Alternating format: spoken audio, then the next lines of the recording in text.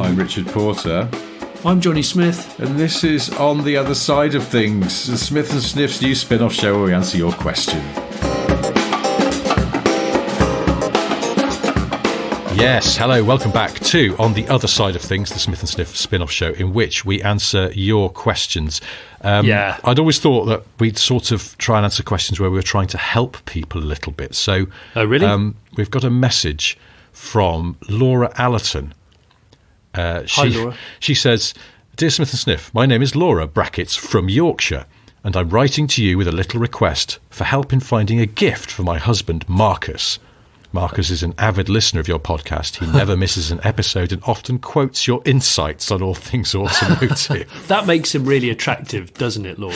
Yeah. And you're still married to this man, Laura. Well, your show has been a significant source of joy and knowledge for him.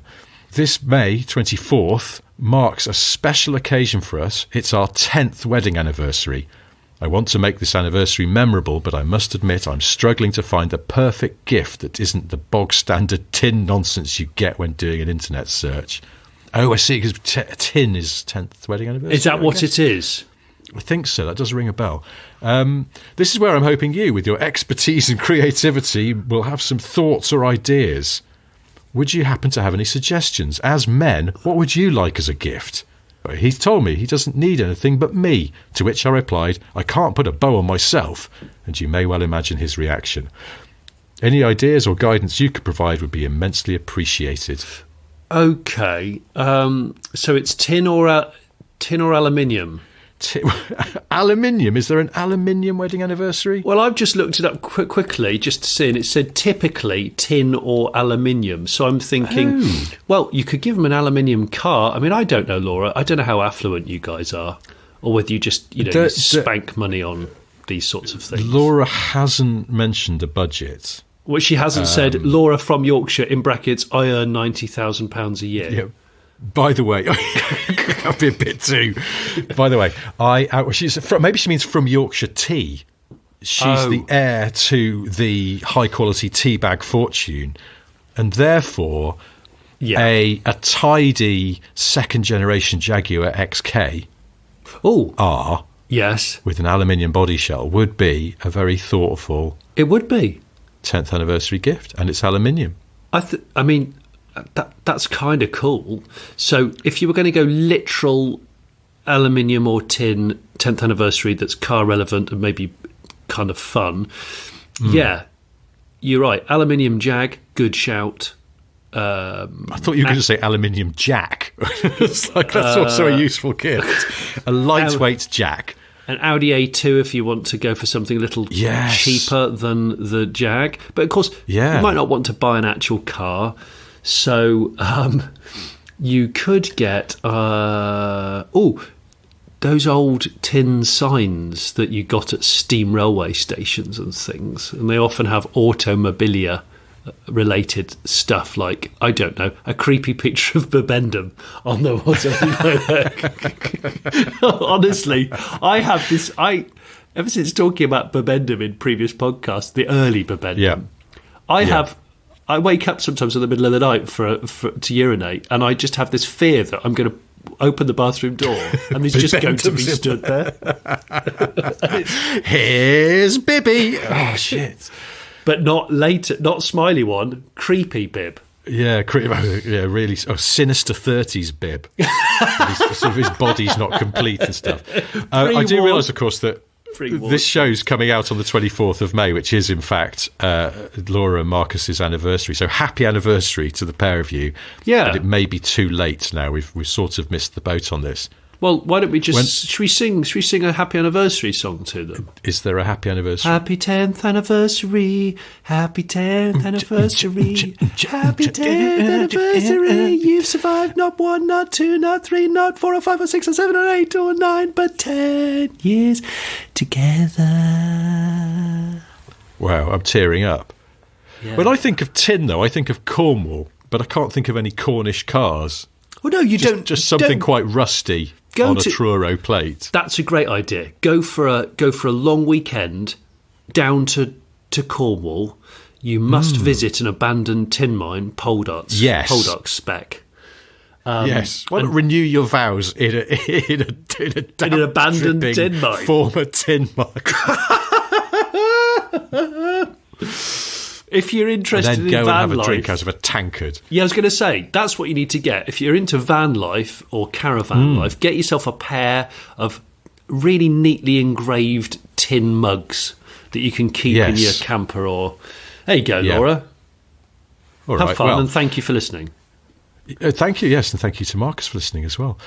This bounces sort of neatly, since you mentioned the Audi A2, into a question from Kieran Nash, who says, I will hopefully be passing my driving test in the near future and have, of course, been looking at cars on that side of things. Of course. One car I just cannot get out of my head is the Audi A2. As two gentlemen who are much more knowledgeable than me, could you please tell me what makes the A2 so special and why I should get one? Or to be mindful to watch out for? What makes them so special is obviously that they were engineered to a higher degree for their time, weren't they? They were all aluminium construction. The footwells are the proportions internally are very large for the footprint of the car. They're very aero, and that weird setup at the front where the bonnet doesn't open, but you've got a tray for the dipstick and the screen wash, which is sort of Fisher-Price idiot-proof in a nice way. I don't know what insurance is like for one, because they're aluminium and harder to repair. They reach that point where they'd be written off if a seagull was to breathe on it. So it probably wouldn't they? Because they're down into the sort of hundreds rather than thousands for a sort of tatty-ish. They're going up. So all I remember I bet good ones are, aren't they? Yeah. Don't get one with a panoramic glass roof, because I think if the glass gets damaged, it just writes the car off instantly, and that was the case 10 years ago, and I should think it still is. So I'd avoid one with that, especially for a first car, and I would personally not get the 1.6, and I wouldn't get the diesel, because the engine, although is reliable, it rattles and resonates through that aluminium body and ruins the ambience of the car to me. Well, wait, hang on. On that note, I remember the 1.6 being smoother than the 1.4, because I had a 1.4 petrol press car, and my girlfriend at the time went, is this a diesel? And I had to say no. It was really resonating. And again, I think it's that shell probably doesn't help. Okay. So what you say, but you won't be able to afford a 1.6. No, it's true. Actually, that's a good point. Is if you're a new driver, I think that might 1.4 with a remap or something. Yeah, well, I mean, but you don't need. No, it'd be fine. It's okay for a first car. I'm sure it'd be fine. But to answer Kieran's question about what makes it so special, I mean, I think you've sort of covered it. It's just it's unusual and therefore sort of interesting, but also, I suppose we respect intelligent thinking, and they were really trying hard. They were to do something above and beyond, and I think also we kind of like over-engineered cars, or cars where the engineers went beyond the sort of path of least resistance. They could have made that just an ordinary steel monocoque. Yeah.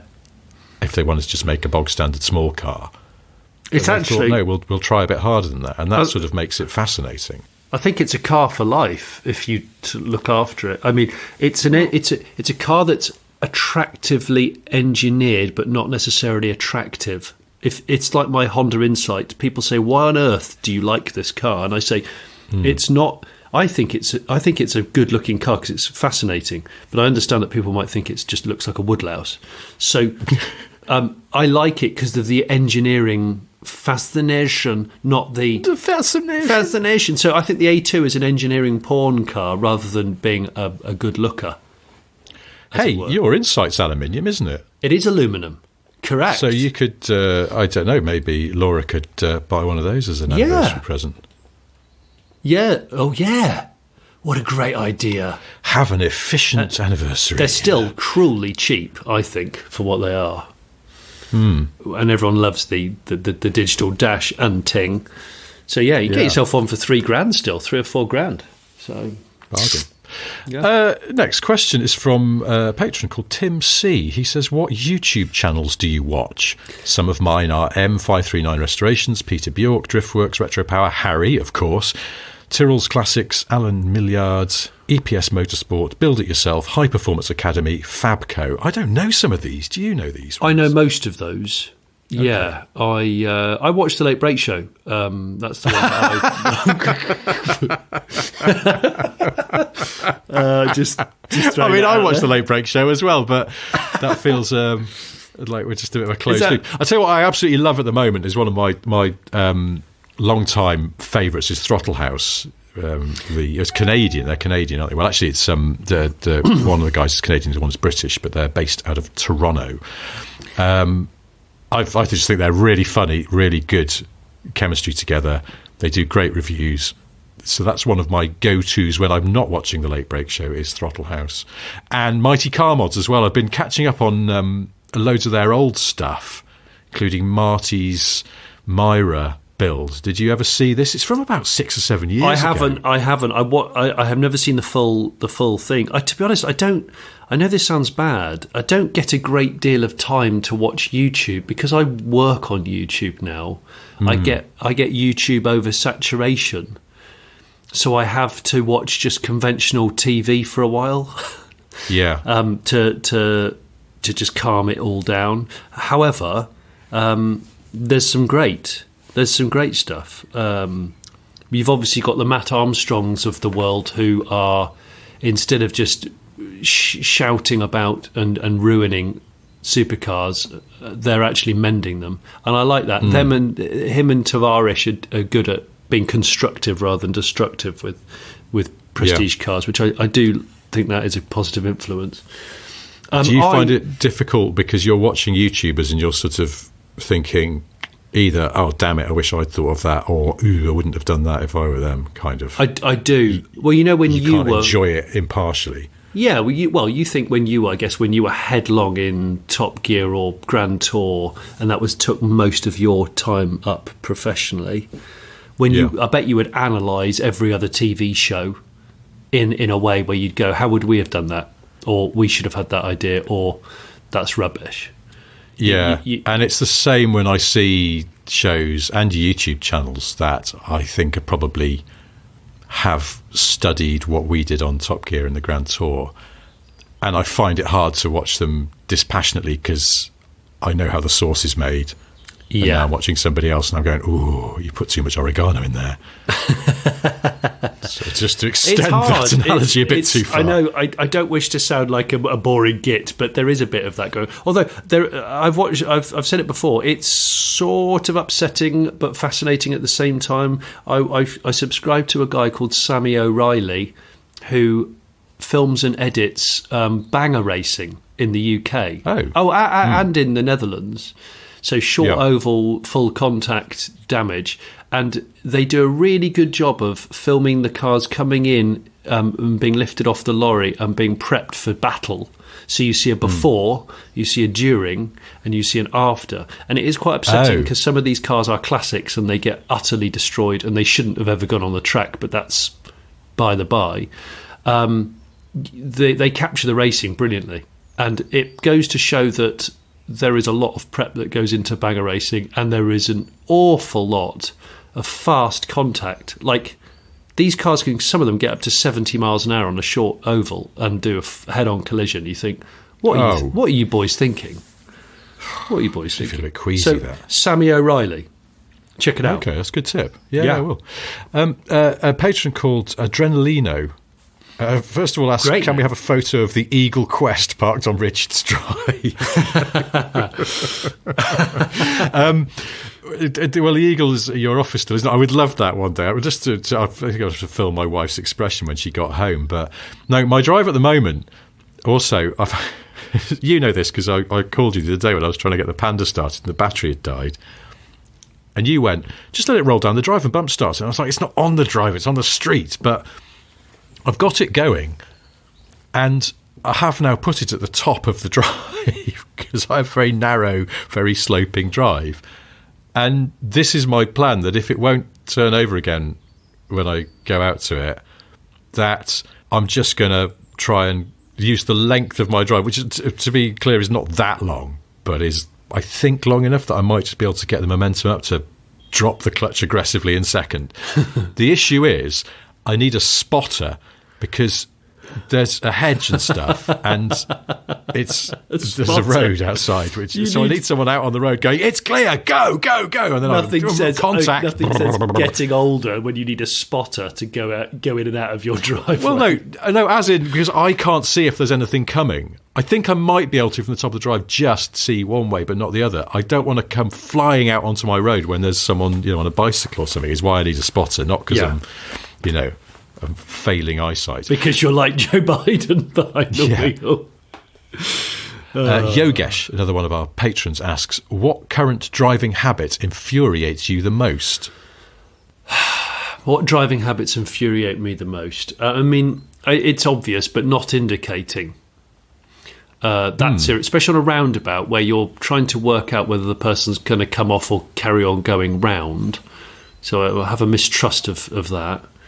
Other driving habits that are really bad. The whole inability to modulate the brake and the throttle, and people who just sort of stab at them like light switches. That if you're a passenger, that's just instant travel sickness. Even if you don't get travel sick, that's bad. I was in an EV with someone who's not a particularly excellent driver, and I realised because they're they're sort of indecisive accelerator pedal user.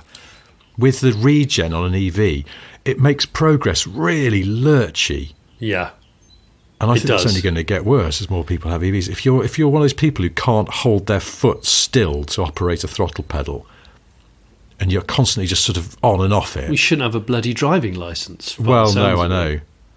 It's what's all that about? I'll tell you, a driving habit that doesn't.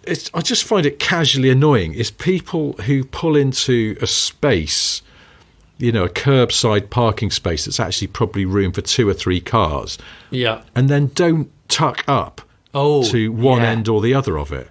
I saw someone doing it last night. I was walking down the street and this lad in a Seat pulled in to a gap that could have easily got 2 cars in, and just left his car in the middle of the gap. He just went, just tuck up. It's like spread eagling. It's the parking equivalent of spread eagling, isn't it? Just lying down a sofa, or leaving your bag on the next seat next to you on a train. On a train, yeah. When it's busy. I know something that's irritating is guys, it's mostly guys, maybe exclusively guys, who are showboating, driving, like trying to do a donut or pull out of junctions, and they publish their video online, dicking around in a car, and they're palming the wheel when the car, you're trying to drift the car whilst palming with one hand, and it doesn't work. Yes, they're people that are clearly never tried proper car control. You need 2 hands in this instance, and you definitely need a full hand around the wheel, not a palm, because when your BMW M4 that you can't really afford is going to go wildly out of control, you need to grip it and get it back pronto. And those guys are the ones that always go through phone booths backwards or telegraph poles, because they got music on in the car and they're palming and they're getting their mate to film it, and it's like, dude, one-handed palming drifting is not a thing. It's not a thing. Sorry. Vincent McDonnell asks, when are you going to restock the merch shop with some sweet Otosot t-shirts?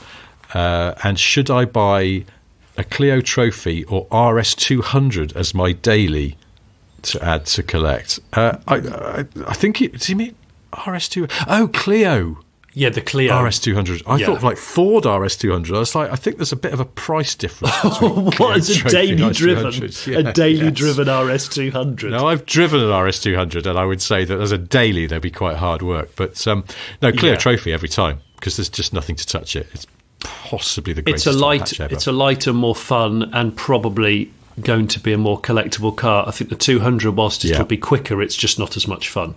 Just not as much fun, absolutely. On the merch shop question, we have been talking just this week about some merch shop developments, and they are coming soon, so watch this space. Well, we owe you all, fans and listeners, well overdue revamp of new merch and a better selection of of things to try and sell you. So, we just need to do better, don't we? We need to know do what we want better. to do. We just need to get on with it. We've been shit and we're sorry. Okay. Kev Flamingo asks, is Richard going to Drive Tribe Live in Yeovil next month? No, I'm not, because it's on the same day that I'm going to see Kings of Leon in Bristol, which is a 2000s band in a 90s city. So, oh, wow. I don't know how that's going to pan out. No, I don't know either. But no, you going baggy or boot cut? What are you going for? I might do one leg each. Just stitched together. Okay. Sort of grotesque hybrid of things. Greg Case asks, why doesn't the Suzuki Hustler get any love? I'd love to import one, but my wife tells me she wouldn't drive it and I'd look like a knob. No, that's not... I've declared it's love. It's a K car. We love it. We love the Hustler. It's actually my favourite K car. I think it's my favourite. Is it? I love this. Well, it's either that or the extremely narrow Daihatsu van, MPV, which I've forgotten the name of all of a sudden, but it's so narrow. But the Hustlers... The Hustler, I think, is terrific. And they do some really cool trims on it with sort of olive green paint and stuff that makes it look kind of a little chunkier. I would import and live with the Suzuki Hustler. And from a sad man point of view, you could sing at the top of your voice, "I'm a hustler, baby," whilst pointing at your missus. And she's obviously going to point back at you and go, "Prick, spare room." We all know where that goes. I don't know. This is the second time that we've mentioned K cars on this show on a Friday. But I think that's because we think they're brilliant and there should be more K car love. So, yeah, we're totally behind you. Tell your wife to mind her own business, Greg. She can drive what she wants to drive. I think there's a won't look like a knob. There's a charm to a K car, and they are fit for a certain purpose, and that there are lots of scenarios in the UK and in Europe where they will work. So I think if you like a quirk, you want to live with a quirky car, I think it's a great idea. And I hope that more people go, yeah, I'd like a car that looks like a cartoon character that doesn't use any fuel, that's really good fun. Yeah, let's do it. Well, that's it. They're amusing, aren't they? Because I guess now most K cars are automatic. They've got Cobra. There's a lot of Cobra. A lot of Cobra heads. Beware of the Cobra heads. That's all I'll say. Particularly enjoyable when they carry over a part from a larger car and then put it into a K car and you suddenly realise it's out of scale. But anyway, that's one thing. I'd love a K car with a manual, because you get, they usually are very often 3 cylinders and always 660cc, of course, and then you can really then rev them and work through sweet little light manual gear change. But anyway, Suzuki Hustler, you'll hear no complaints from us, Greg. No. Yenju Lee says, I'm trying to collect car magazines. I have the complete collection of Evo and I'm working towards completing Performance Car, Evo's forebearer. Is there anything else you would recommend me reading / collecting? Gosh. Well, I suppose the obvious one, and I don't know how old Yenju is, but I think for people of our generation, Car Magazine of the 70s and 80s was just... Yeah. And the 90s. A thing of wonder. Yeah. Yeah. Who worked on Car Magazine in the 90s, John? Who was that? Gavin Green? Would it be? No. When did you work there? Was that 2000? I didn't start on Car until 2001. Okay. I think it was 2001. It was just beyond the millennium. So, of course. So, and they never sold it in Bristol. After that, still waiting for that one. Car Magazine. Because I have in fact filled in gaps in my collection of 80s Car Magazine and 70s with little trips to eBay. Some of them go for slightly chunky money now, but if you just sort of bide your time, you can probably build up a nice collection. But I would say particularly 80s Car Magazine, the quality of the writing and the sort of overall attitude of the magazine. I don't know, it'd be interesting actually if someone's not experienced it to see whether it stands up for them, because for me, obviously, it's sort of, I understand the context of that, having been there at the time. Maybe if you're a bit younger, you just go, shut up, Grandad, this is bullshit. But I think as a magazine, the sheer quality of the writing and the photography and the attitude of it, that at the time when other car magazines were probably a little bit more sort of softly, and Car Magazine just went in there, would call things out for being shit, but would celebrate good stuff, would suddenly run an article about the Red Arrows or something. They would do things that other magazines weren't doing at the time. And so I always remember it with great affection. But if you dig them out, as I sometimes do, it still stands up for me. Yeah, I think you knew that you had to respect the heritage of it when you worked on it. And that's what I like. I felt very proud to be a very small part of that scene. What I would say is, if you're looking for a full collection, the best thing to do is to put the word out on social media that you're looking to get a full collection. There's a lot of people with lofts full, and what I hate is when you hear that they've kept it for 30 years and then they've finally just thrown the towel in and gone, do you know what, I'm moving house, or I just don't know what I'm doing with all this stuff, and they bin it. Whereas, I mean, I donated several full collections to a magazine archive who willingly took it off me. But yeah, I would say to put the word out and just say, I want all of the 1980s car magazines. Does anybody have a chunky amount? You'd be surprised. Yeah. Some people are just happy to donate, knowing that it's not going to get binned, it's going to be appreciated. Yeah, it's true. Yeah, no, the worst thing would be having to just take them to the recycling centre. It feels so wasteful. So no, top tip. Andrew Craw says, growing up, did either of you memorise parents or other family members' car registration numbers? I did, and have a list somewhere of all of them. Even now, aged 28, I somehow have a memory for these pointless mix of letters and numbers, which mean little to others, while at the same time cannot remember what I had for dinner last night. When I started going out with my now wife, she told her family that I do this on about the third time I met them, and I've never lived it down 7 years later. Well, so... Yes, my brother is Rain Man for stuff like that, and my brother remembers the registration numbers of our teachers' cars still. Yeah, and that's a bit above and beyond. Whereas I, like you've just pointed out, whereas I struggle to remember what I did yesterday, and also my own mum's birth date and things like that. But I can remember, certain my own cars I can remember reg numbers of, and perhaps my mum and dad's growing up. But no, my brother's the true Rain Man, really. Reg Rain Man. Yes. Is maybe his new name. Reginald Rain Man. No, I do. I was going to start reeling off some of the reg numbers that I can remember, but I realised I think I used some of them as passwords, so I'm not going to do that. Because I was thinking, it's that and the phone numbers of mates growing up, or some combination of reg numbers and phone numbers, they're really good passwords, because they're, random mixtures of letters and numbers, but not easy to guess. That's a great idea. I do still use them, yeah. Because I grew up in a town where you had an area code, but then within that town you could just use a 6-digit phone number. And so I remember the 6-digit phone numbers of all of my mates in the town, which is weird, I know, but quite useful sometimes. The 6-digit pin. One last question. John Bridge says, if you had an actual eagle, what quest would you send it on? God, that's a really good idea. Do you know what I would do right now?